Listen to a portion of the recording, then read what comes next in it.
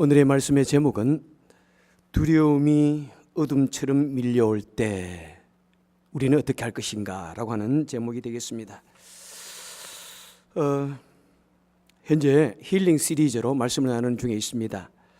특별히 작년에 힐링 시리즈로 말씀을 나눴는데 이제 다시 그 시리즈를 시작하면서 작년에 나눴던 내용들을 좀 요약해가지고, 작년에 아주 자세하게 나눴는데 좀 요약해가지고 다시 말씀을 리뷰하는 시간 세 번째입니다. 하지만 내용은 상당히 다르니까 처음 듣는다고 여기시더라도 또 작년 걸 잘 생각하시면 그 내용들에서 그 내용들과 유사하니까 또 말씀을 잘 또 받아주시면 되겠습니다. 우리 지난주에는 심리학이라는 이 단어가 불과 130년 전에 우리 역사에 나타나기 시작했는데, 그런데 성경에서는 이미 2000년 전에, 이미 3000년 전에 언급했다는 사실입니다. 그래서 그때는 뭐 심리라는 말이 없었지만은 그래도 성경에 보면은 그 사람이 심리에 대해서, 어떤 것이 사람의 마음인가에 대해서 매우 많은 것을 말해주고 상한 마음의 치유에 대해서 굉장히 많이 말씀해 준다고 말씀을 드렸습니다. 그리고 지난주에 숙제를 드렸습니다. 여러분 집에 가서 숙제 해보셨나요? 왜 여성 심리학이 있고 왜 아동 심리학은 있는데 남성 심리학은 왜 없다고 한번 연구해 보시라고 그랬는데, 혹시 여러분 연구해 보신 분 계시나요? 안 해보셨어요? 숙제 잘 안 하시네. 착한 학생들이 아니네요. 그런데 그레이스가 숙제를 했어요. 그래서 저에게 이러더라고요. 왜 남성 심리학이 없냐고 찾아봤더니 이렇답니다. 남자 심리와 아동 심리가 매우 비슷하기 때문에 아동 심리를 연구하면 남자의 마음을 잘 알 수 있다고 이렇게 말하더라고요. 와, 그래서 내가 깜짝 놀라가지고 설마, 에이 설마 그랬더니 진짜래요. 그래서 제가 그 기사를 찾아봤습니다. 이렇게 적고 있습니다. 남성의 심리와 아동의 심리는 같다라는 말이 있다. 이 말을 생각해 보면 어느 정도 수긍하게 된다. 하지만 그것은 재미로 만들어진 속설일 뿐이다. What a relief. 사실 일반 심리학이 남성의 심리를 기초로 하여서 정립되었기 때문에 굳이 남성 심리학을 따로 만들 필요가 없기 때문이다. 조금 제가 마음이 안도됐습니다. 우리 사람의 마음에 있는 모든 상처에, 이 모든 상처, 모든 이 아픔, 모든 질병, 이 모든 상처 중에 근원적인 상처는 무엇이냐면은 두려움입니다. 두려움. 이 사람에게는 이 두려움이 어릴 때부터 다 있습니다. 그래서 태어나면서도 막 웁니다. 아이들이 어머니 품에 있다가 누군가가 와가지고 이뻐가지고 태영아 뻐꿍 하면은 누구야? 막 두려워합니다. 어린아이들이 벌써 어릴 때부터 뭔가를 두려워합니다. 왜? 뭔가 어릴 때부터, 태어나면서부터 그 마음속에 웅크리고 있는 검은 그림자처럼 웅크리고 있는 두려움이라는 것이 다 있습니다. 마치 옛날 한국의 마루 밑에 어떤 개가 한 마리 있는데 가만히 들여다보니까 이 눈에서 빛을 내면서 웅크리고 있는 그 동물처럼 우리 마음속에 나도 모르는 사이에 각 한 마리 개처럼 짐승처럼 웅크리고 있는 이 두려움이라는 것. 도대체 우리가 이 두려움을 이렇게 내가 받아들인 적이 없는데, 내 마음속에 부른 적이 없는데 언제 이 두려움이라는 것이 우리 마음속에 딱 와가지고 이렇게 웅크리고 있을까요? 이 두려움의 근원은 어디입니까? 바로 창세기 3장 9절에 보니까 여호와 하나님이 아담을 부르시며 그에게 이르시되 내가 어디 있느냐 이르되 내가 동산에서 하나님의 소리를 듣고 내가 벗었으므로 두려워하여 숨었나이다. 이 아담과 하와가 금난의 열매를 따먹은 후에 최초로 느낀 감정이 뭐냐면 두려움입니다. 아담은 범죄한 후에 자신에게 닥칠 하나님의 진노에 대한 두려움, 그것 때문에 숨었습니다. 그리고 뿐만 아니라 인간이 하나님을 불순종함으로 말미암아 하나님과 인간의 관계가 깨어졌습니다. 하나님은 security, 안전 그 자체입니다. 하나님 안에 있으면 모든 것이 평안합니다. 우리 가장 강력한 근원인 안전이신 그 하나님을 떠나게 되니까 사람은 이제 언제나 불안할 수밖에 없는 것입니다. 어린아이가 자기가 부모님을 떠나서 살 수 있는 것처럼 공원에 가면 막 뛰어다니지만은 하지만은 부모가 눈에 보이지 않으면 와 눈물을 터뜨리며 우는 것처럼 우리 사람들이 하나님을 배신하여서 떠났지만은 그 안전의 근원인 하나님을 떠남으로 말미암아 우리는 태어나면서부터 우리 마음속에 다 시커먼 두려움이라고 하는 짐승 한 마리를 다 품에 안고 있습니다. 그래서 우리는 나도 모르는 사이에 두려움을 가지고 살게 됩니다. 바로 두려움의 근원은 사람이 하나님을 떠난 결과입니다. 우리 사람에는 대체적으로 4종류의 두려움이 있습니다. 오늘 2종류만 하도록 하겠습니다. 자, 첫째는 뭐냐면 외부에 대한 두려움입니다. 인간이 타락하기 이전에는 우리 사람들은 모든 동물들과 더불어서 소통하고 친밀하게 지냈습니다. 이 세상 어떤 존재도 어떤 것도 아담과 하와를 해야 할 존재가 없었습니다. 그런데 뱀의 관계로 말미암아 모든 자연과 모든 인간의 관계가 깨어졌습니다. 벌어졌습니다. 그래서 약육강식의 시대가 도래했습니다. 서로가 서로를 잡아먹는 그런 시대, 사자가 노루를 잡아먹는, 양을 잡아먹는 그런 시대가 되어졌습니다. 생명을 걸고 서로를 공격하고 이를 드러내며 싸우는 그런 시대가 되어졌습니다.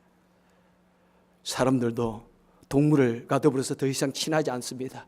아무리 지나가는 여러분 노루를 불러보십시오. 오지 않습니다. 여러분 우리 교회 뒷면에 노루가 몇 마리 사시는지 아세요? 제가 저번에 페이스북에 올렸는데 하루는 저녁 7시쯤에 교회에서 나가는데 뭔가가 검은 그림자들이 이쪽에 있는 거예요. 제 페이스북에 들어가 보세요. 제가 사진을 올렸는데 한 20마리 사슴들이 이곳에 와서 부엉이 하는가 봐. 세상에 내가 서너 마리 있는 줄 알았는데 한 3년 동안 잘 이쁘다 했더니 한 20마리가 왔어요. 그래서 너무 반가워가지고 야 너희들 겨울 동안 너무 추웠는데 살아있었구나 라고 이렇게 가니까 도망가. 또 가니까 또 도망가. 왜? 나를 무서워해요. 두려워해요. 여러분 사람들이 얼마나 많이 또 동물들을 잡아먹는지 몰라요. 지난주에 몇 마리 드셨어요? 몇 마리 잡아 드셨어요? 우리는 동물들 보면 잡아서 먹습니다. 예. 이렇게 약육강식의 시대 속에서 서로가 서로를 두려워합니다. 우리 동물과 사람은 내가 외부로부터 공격을 당하지는 않을까, 내 생명의 안전과 보호를 위해서 외부에 대해서 매우 경계하고 두려움을 가집니다. 그래서 옛날에 한국의 역사를 쭉 보면은 호랑이들이 동네에 내려와가지고 사람을 잡아먹어가지고 어떤 곳에는 보니까 막 100명씩 죽은 일이 있어요. 그래서 나라에서 군사를 파견해가지고 사냥꾼을 보내가지고 그 동물, 호랑이를 잡기 위한 그런 일들이 있었던 것을 보았습니다. 지금도 아프리카 이런 데 가면 사자들이, 그죠? 사람들을 공격해가지고 수많은 사람들이 어려움을 당하고 악어들이, 그죠? 뭐 얼마나 옛날에는 그래서 아이들에게 말 안 듣는 아이들에게 호랑이 온대 이러면 그냥 깜짝 놀라면서 거추던 그런 이야기도 있습니다. 지금도 사람들이 가장 두려워하는 것 이렇게 해가지고 봤더니 어떤 곳에서는 사람들이 가장 두려워하는 것이 뭐냐 그랬더니 개를 두려워한답니다. 길에 가다가 행여나 큰 사나운 개가 나를 공격하지는 않을까. 그 다음 뱀을 두려워한답니다. 그 다음 쥐를 두려워한답니다. 예. 특히 여자분들이 뭐 뱀이나 쥐를 보면은 그냥 혼비백산해가 눈이 아주 그냥 어떻게 될 정도로 두려워합니다. 예? 왜 그렇습니까? 내 안전이, 내 생명이 행여나 해를 당하지 않을까 조심하고 두려워합니다. 하지만 걱정하지 마십시오. 우리 하나님의 나라에서는 이 모든 것이 다 회복되어질 것입니다. 예. 이사야서 11장에 보니까 독사굴에 어린이가 손 넣고 장난쳐도 물지 않는 사자들이 어린 양과 뛰놀고 어린이도 같이 뒹구는 참 사랑과 기쁨의 그 나라가 이제 속히 오리라. 아멘. 그런 나라가 올 것입니다. 자, 그러면 이제 두 번째 두려움이 뭐냐면은, 두 번째 우리는 삶에 대한 두려움이 있습니다. 나의 생존, 내가 어떻게 살아갈 것인가. 우리 사람들은 태어나면서부터 생존을 위해서 살아갑니다. 행복을 추구하며 살아갑니다. 나와 내 가족의 생존과 행복과 안전을 위해서 살아갑니다. 그래서 이런 것이 위협을 당할 때 사람의 마음에는 이 두려움이라는 것이 확, 정말 한밤의 어둠처럼 내 마음속에 싹 밀고 들어옵니다. 그래서 여러분, 우리 사람들이 이 세상에 살아가면서 당하게 되는 여러 가지 사건들 중에 무엇이냐면은 자신의 지위나 어떤 직업을 잃지 모른다는 그런 불안감이 대단합니다. 그런 두려움을 사람은 다 안고 살아갑니다. 창세기 27장에 야곱이 형 에서로부터 아버지와 에서를 속여가지고 장자의 명분을, 그 다음에 아버지의 축복을 가로챘습니다. 그런데 뭐 그런 일 가지고 동생을 죽이려고까지 할까요? 에서가 가장 화가 나가지고 칼을 빼어들고 죽이려고 그럽니다. 그래서 야곱이 놀라서 도망을 갔습니다. 왜 에서가 그렇게 화가 났습니까? 여러분, 그 남자가 자신의 어떤 자리를 빼앗긴다는 것은 무엇입니까?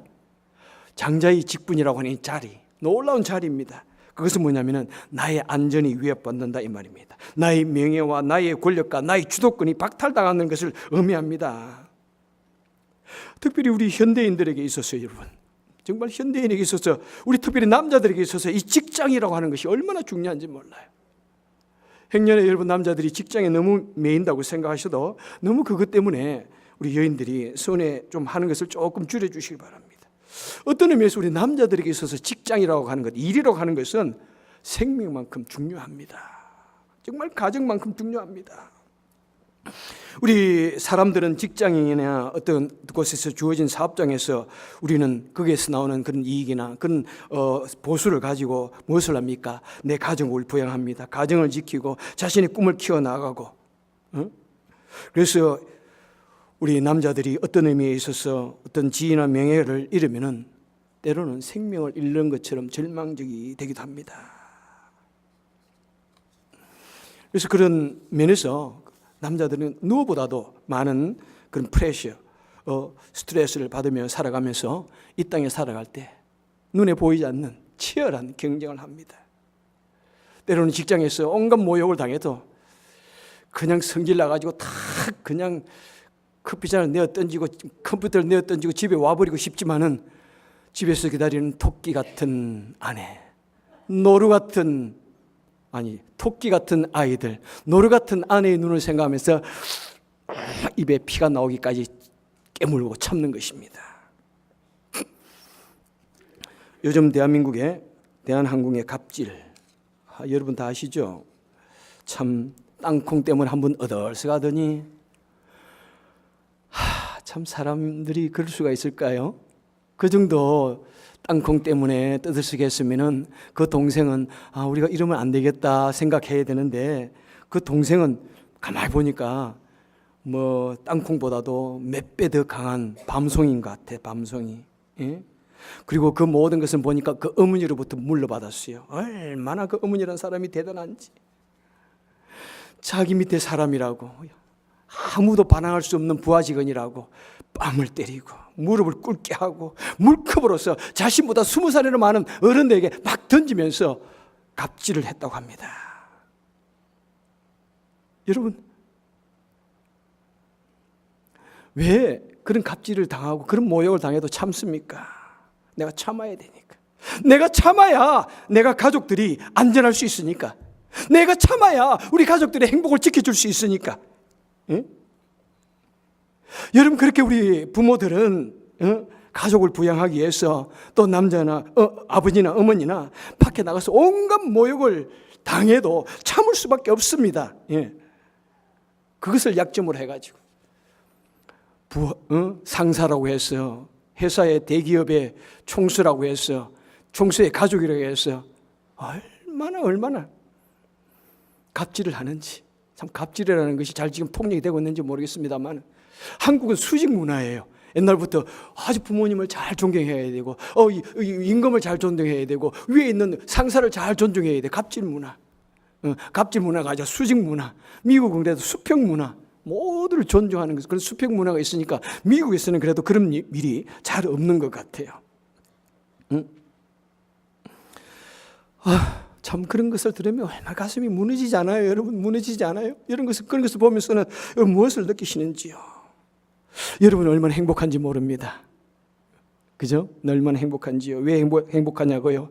여러분 대기업의 사장이 아니라서, 대기업의 사모님이 아니라서, 대기업의 자녀가 아니라서, 황금 숟가락을 가지고 태어난 그런 분이 아니라서 여러분 행복하신 거예요.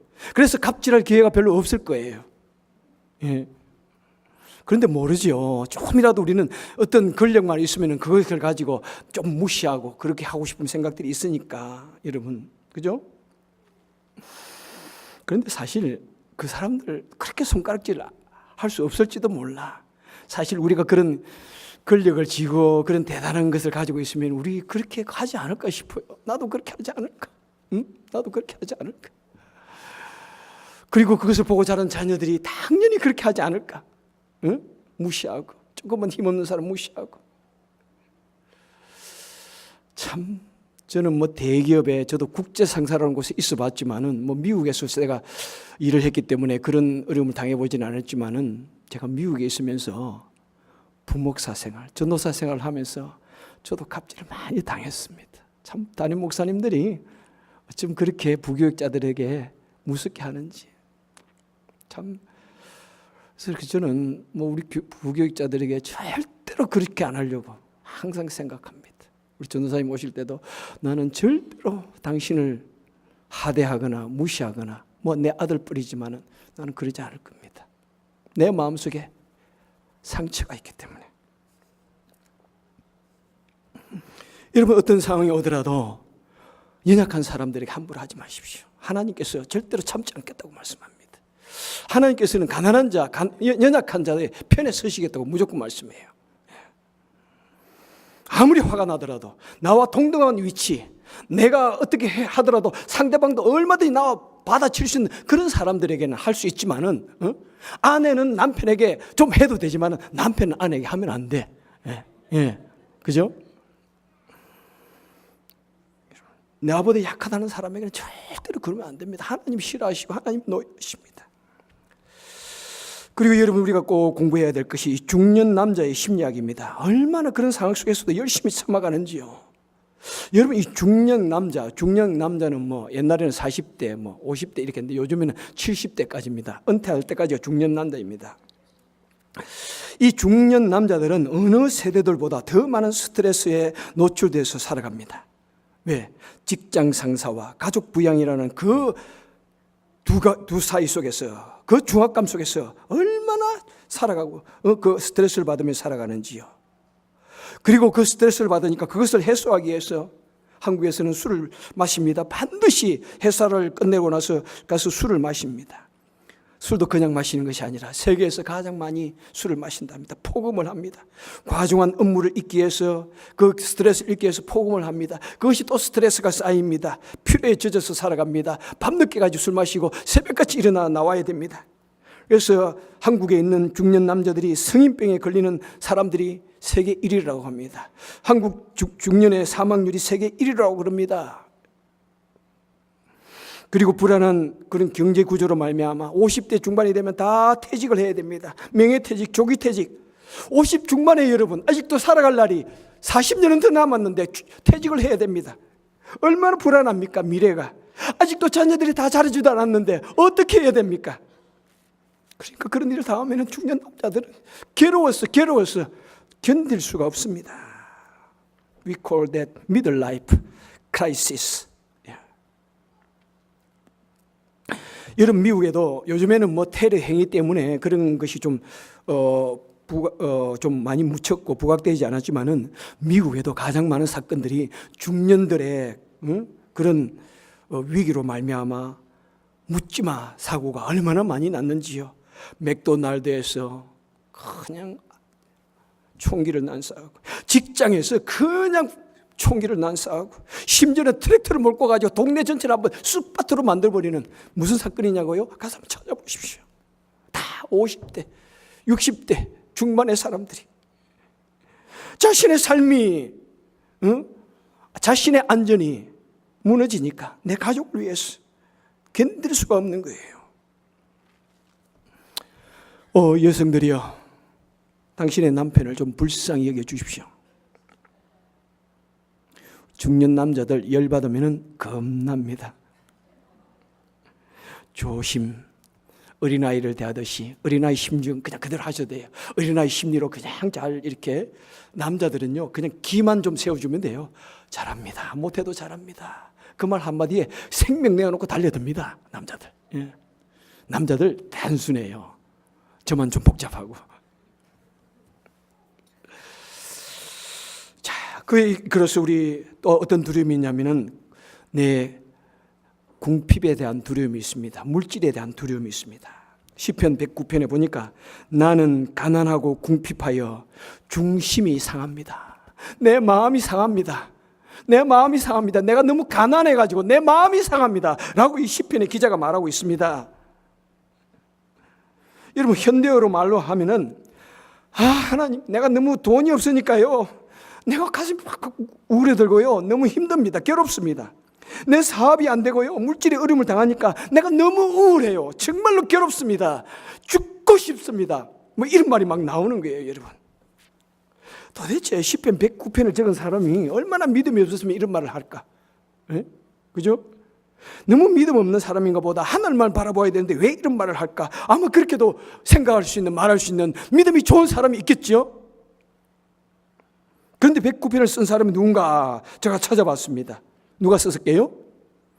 다윗입니다, 여러분. 다윗이 시편 109편을 쓰면서 하나님, 내가 너무나 가난하고 돈이 없어가지고 마음이 정말 상합니다. 괴롭습니다. 절망적입니다. 이렇게 말하고 있다는 사실입니다.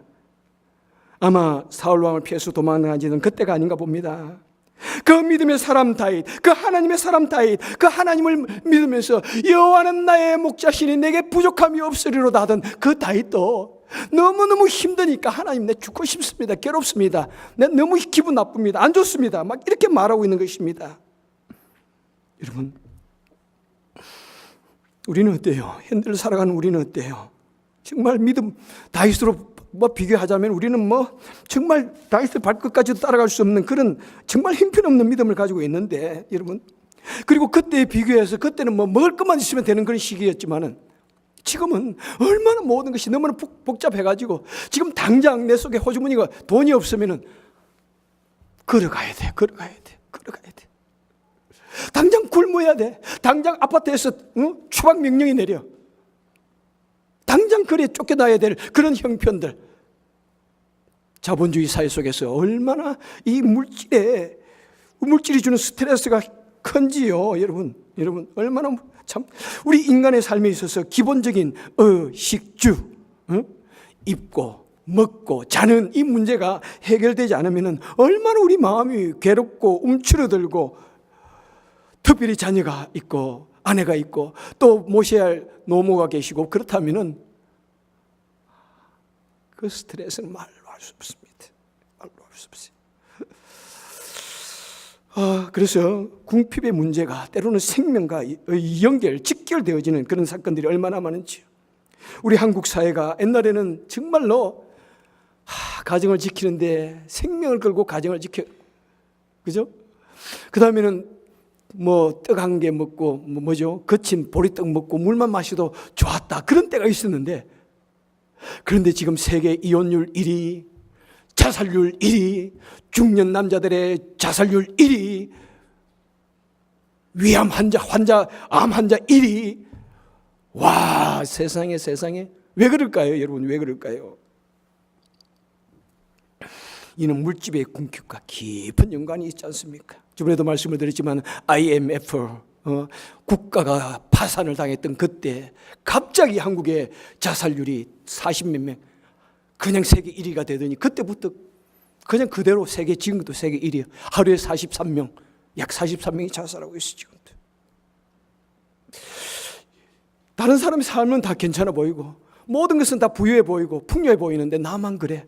그러니까 견딜 수 없는 거예요, 그냥.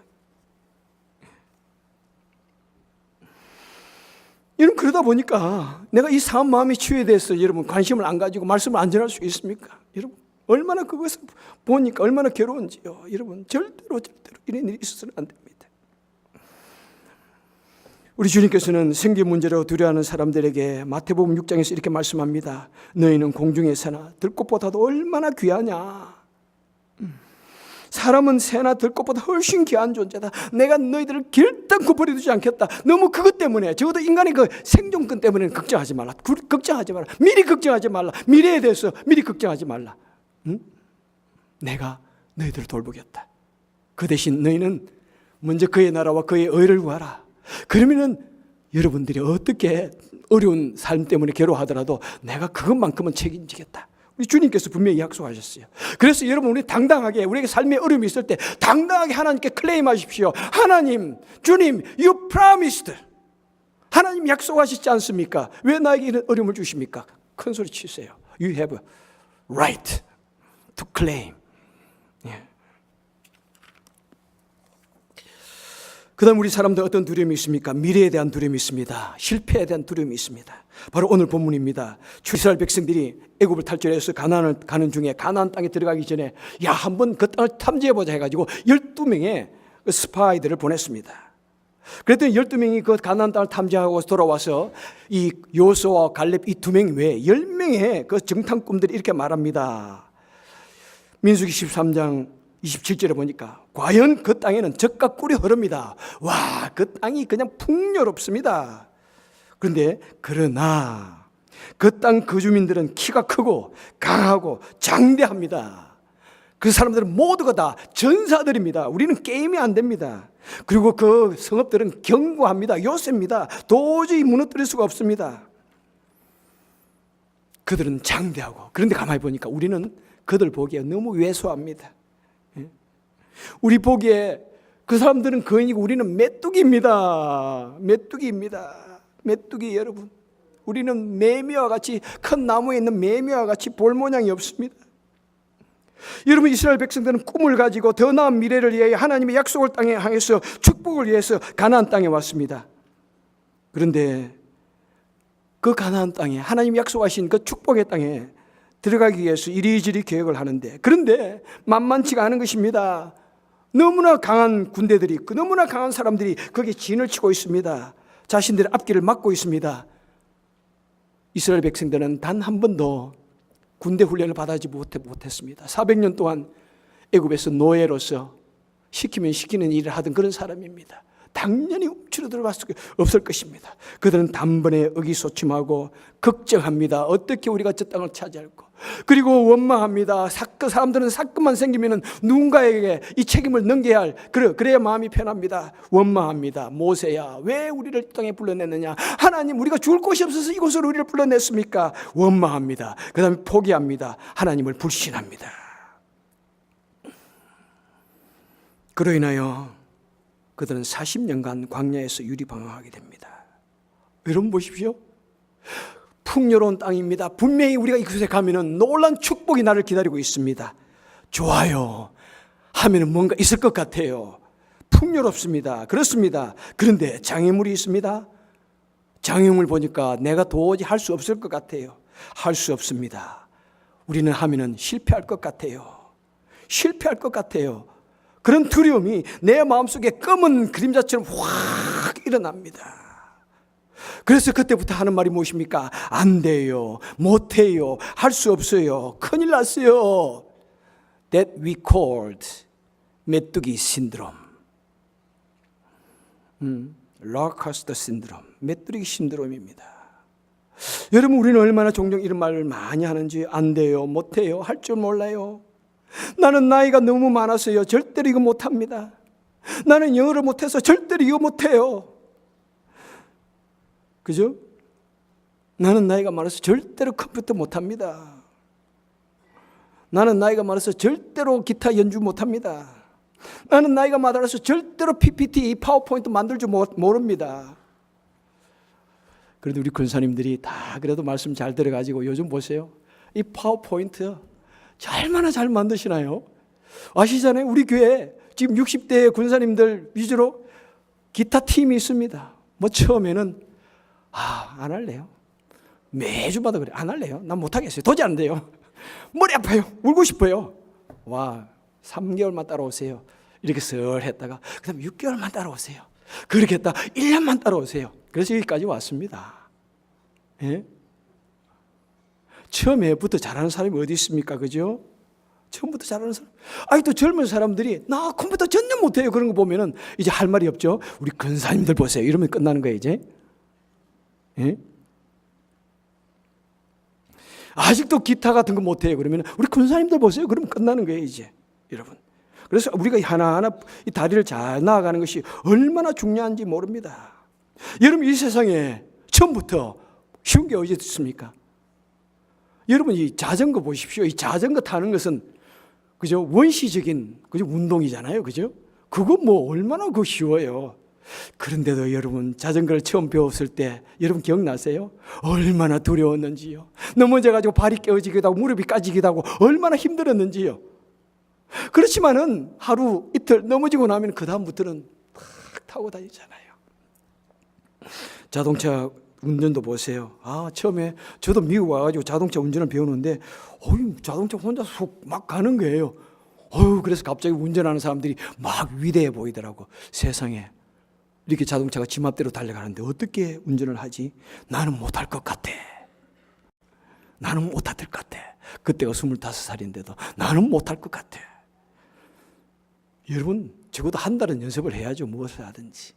그래서 이틀 하다가 못하니까 못하는 사람들, 그런 사람 많아요. 저번에 뉴욕 타임스에 났습니다. 한국에 전라북도 완주에 차사순이라는 할머니가 계십니다. 나이는 70세. 누군지 아세요? 이름이 차사순. 차를 사준다. 자동차하고 뭔가 연관이 있다. 그죠? 차 분명히 자동차잖아요. 똑같은 한자입니다. 이 할머니가 야채 장사를 하는데 야채를 남아도 끌고 다니기가 힘들어가지고 내가 자동차를 사야 되겠다. 몇 번에 이 할머니예요. 몇 번을 갖다가 이 운전을 자동차 운전 시험을 쳤게요. guess. 너무 빨리 보여주시면 안 되는데 참. 몇 번을 했게요? 한번 guess 해보세요. 15번? 아이고, 마음도 저렇게 작아가지고 또 더 20번. 960번. 950번 필기 시험을 쳤고요. 10번 필기 시험을 쳤고 10번 필기 시험을 쳐가지고 960번 만에 됐어요. 그 정도 되니까 이 뉴욕 타임스에 나오지요. 예. 의지의 한국인. 예. 그리고 딱 라이센스를 땄어요. 그래가지고 저 차를 샀게 얻었게 960을 했는데 누가 사겠어요? 그 기아 회사에서 광고로 모델로 나와가지고 기아 회사에서 선물로 주었습니다. 여러분 박수. 광고 모델이에요. 광고 모델이 지금 저 모습이 광고 모델이에요. 자동차를 공짜로 얻었습니다. 여러분 얼마나 놀랍습니까? 960분. 주여. 그러는 우리는 그 정도까지는 안 하잖아요. 우리 너무 쉽게 나 못해요. 나이 많아서 안 돼요. 나 컴퓨터 컴맹이에요. 자랑 아닙니다. 그냥 1시간, 2시간, 하루 이틀, 일주일, 한 달만 하면 다 돼요. 여러분, 저 할머니는 특별히 운전을 못하는 은사가 있으신 분이에요. 우리에게 용기를 주기 위해서 하나님께서 특별히 떨어뜨렸어요. 세상에 누가 960번까지 떨어집니까? 예? 여러분, 우리는 너무 어떤 일에 대해서 미리 걱정하지 마십시오. 나 못해, 안 돼, 그러지 마세요. 여러분, 열심히 노력하면 공짜 자동차가 생깁니다. 예? 우리 성도의 정신은 포기하지 않는 정신입니다. 포기하지 않는 정신이 우리 성도의 믿음입니다. 여러분, 그것이 힐링 시리즈의 가장 중요한 목표라고 말씀했습니다. 포기하지 않냐고, 상처받지 않냐고, 워리어처럼, 전사처럼 담대하게 주님께서 허락하시는 그 순간까지 나아가는 것이 우리 성도의 정신입니다. 무엇 때문에 그렇습니까? 바로 하나님 때문에. 때로는 내 마음속에 두려움이라는 것이, 자신감이 없다는 것이 그 연기처럼 어둠처럼 스물스물 올라올 때 우리는 본문의 말씀을 기억하시길 바랍니다. 민수기 14장 5절에 보니까 여호수아와 갈렙이 말합니다. 8절에 여호와께서 우리를 기뻐하시면 우리를 그 땅에서 인도하여 들이시고 그 땅을 우리에게 주시리라. 두려워하지 말라. 여호와는 우리와 함께 하시느니라. 두려워하지 말라. 강하고 담대하라. 여러분, 이 말씀을 외우십시오. 두려워하지 말라. 강하고 담대하라.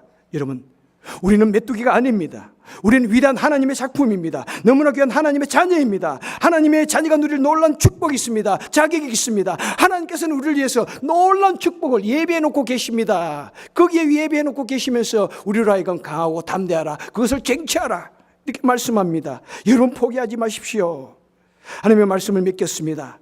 우리 사람의 마음에는 이 두려움이라는 것이 우리 속에 숨어 있다가 어느 날 찬스만 되면은 머리를 치켜들고 나와가지고 우리를 절망시키려고 합니다. 우리의 의지를 꺾어 놓습니다. 하지만 우리는 하나님을 믿는 믿음으로 우리는 그 두려움을 이겨야 됩니다. 사도 바울은 말씀합니다. 하나님 우리에게 주신 것은 두려워하는 마음이 아니요 오직 능력과 사랑과 절제하는 마음이니, 두려운 마음을 가지는 것은 그것은 아니라고, 그것은 믿는 자의 모습이 아니라고 말씀합니다. 예수님께서 말씀합니다. 두려움 속에 놓이는 사람들에게 말씀해 주십니다. 세상에서는 너희가 환난을 당하나 담대하라. 내가 세상을 이겼노라. 너희는 마음에 근심하지 말고 두려워하지 말라 말씀하십니다. 우리 주님께서 우리 대신에 온갖 두려운 일을 당하시고 십자가에 달려 죽으셨다가 부활하셨기 때문에 성도는 주님을 믿는 믿음으로 두려움을 이길 수가 있는 것입니다. 여러분, 세상 사는 것이 쉽지 않습니다. 때로는 거대한 자이언트가 우리를 딱 가로막고 서가지고 우리의 삶을 딱 목을 쥐고 있으면서 우리를 짓누를 때가 있습니다. 도저히 내 힘으로는, 내 능력으로는 도저히 건널 수도 없고 넘어갈 수 없는 그런 강같이 보이고 그런 산같이 보입니다. 그럴지라도 여러분, 우리는 메뚜기처럼 움츠러들지 마십시오. 하나님을 바라보십시오. 두려워하지 말라, 담대하라. 이 말씀을 내 마음속에 새기면서 만유보다 크시고 만유로 다스리시는 그 하나님으로 말미암아 넉넉히 승리하시고 하나님께서 우리를 위하여 예배하여 주신 그 축복을 쟁취하실 수 있는, 그래서 놀라운 은혜를 베풀 수 있는 저와 여러분 되시기를 주님의 이름으로 축원합니다. 기도하겠습니다. 오 하나님 아버지, 감사합니다. 정말 하나님을 만나기 전에 우리는 메뚜기였습니다.